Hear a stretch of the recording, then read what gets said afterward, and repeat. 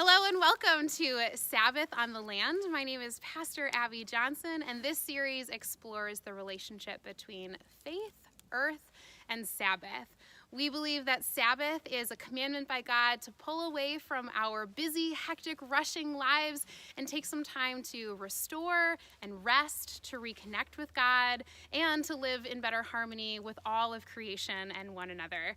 Today I am at the Ivers Preserve, one of the 6 Southbury Land Trusts, and I am joined by special guest Rabbi Eric, and we are going to have a little conversation today on this somewhat chilly March day about just that. So thank you so much for joining me today on this path. Pleasure. Great being with you. Thank you. Would you introduce yourself and maybe say a little bit about your favorite place to be in nature as well? For sure. Eric Polokoff. I'm the Rabbi of B'nai Israel in Southbury. And this is a beautiful setting. It's absolutely lovely out here. But I must confess that if I'm asked my favorite place in nature, that would be on the water. And ideally on the water, standing on a paddleboard. And when I'm on a paddleboard, and you can feel the waves, you feel so close to. I feel so close to nature and to the earth and to movement, and I'm always thrilled and struck. So long as the wave doesn't push me over, it's a great place to be. Amazing. Thank you so much. So in this series, we're looking at the relationship between faith and earth and Sabbath, as we might call it, or Shabbat, as it may be in the Jewish tradition. Could you talk to me a little bit about your understanding of that unique relationship? Yes. So Shabbat, which is rest, it comes from the understanding of ceasing. Just like the sabbatical, the 7th year is a time to give the land rest. The sense is that Shabbat is a time to rest and renew. When it speaks of God resting in the Torah, the Hebrew word vayinafash, literally to be rebreathed. And what Shabbat does is it's an opportunity for us to stop, to redirect, and to have that rebreath. And part of that can be through our encounter with nature and things which bring us great and deep joy. In thinking about Shabbat through the ages, Shabbat is a time where we begin Shabbat by lighting candles, and so that there's light. So even in earlier days, in the poorest of homes, human dignity expressed through light and hope. And so on Shabbat, that's when that would be. Shabbat is to have bread and wine. And again, that at times when people had whatever they had, so little, they wanted to ensure that the Sabbath would be extra special. And so the things which we can do and which I can do, in addition to worship and study, which are renewing in their own way, is to take time out and pause and take that break. Yeah. Oh, that's beautiful. And how do you observe Shabbat? How do you take that time of break? After our services or Torah study, I do try to take some time in the day just for me. Sometimes in better weather, it might be outdoors. It might be time with family. It might be seeing when I can, running in to see my children. But it's a time spent where I try to put aside some of the other moments and cares of the world for however long that can be. And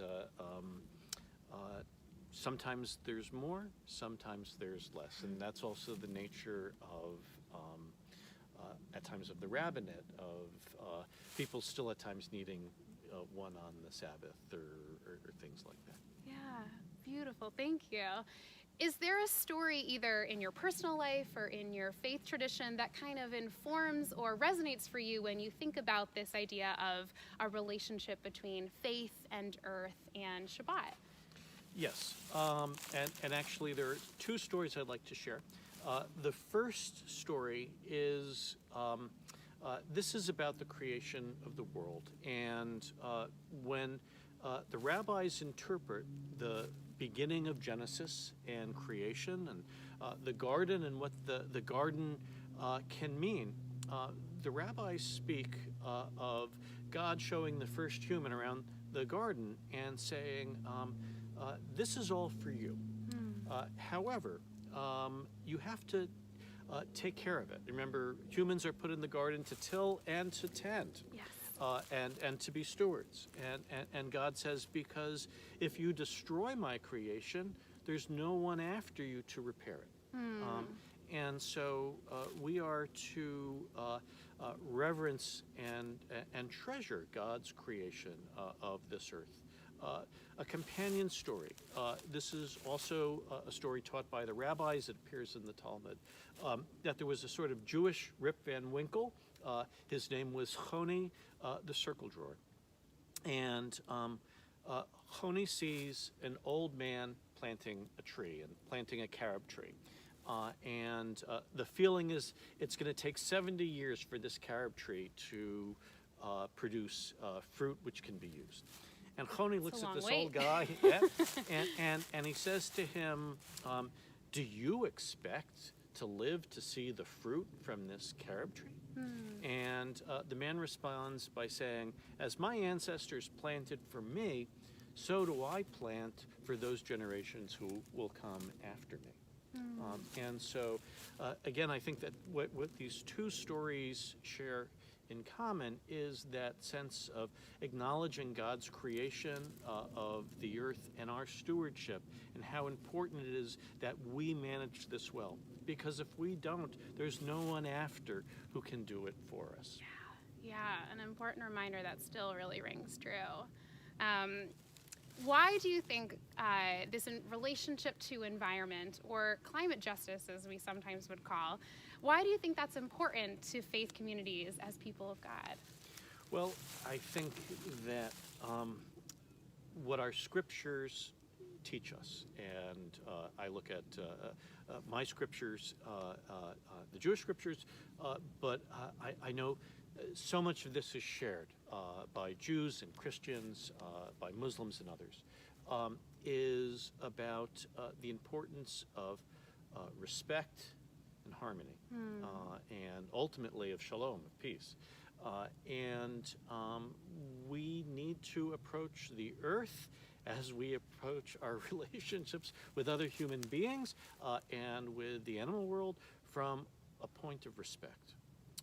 And not that of, as it were, ownership and mastery, but of respect. And we have a responsibility that way. And I think that what our texts do is that they help to infuse our values, and what grounds our values is these understandings, and an understanding that our goal is to promote life for ourselves, but also for our descendants after us. When it talks about choosing life, it's not just us choosing life, it's promoting life for those generations who will follow us.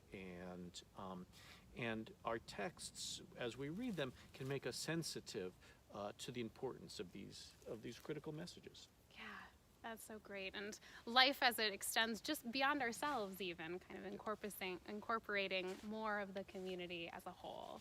Thank you so much, Rabbi Eric, for being with me today. Thank you all for joining us here at the Ivers Preserve in Southbury. Go out and enjoy one of these beautiful spaces in your own backyard, and may the peace of God fill you like fresh air outside.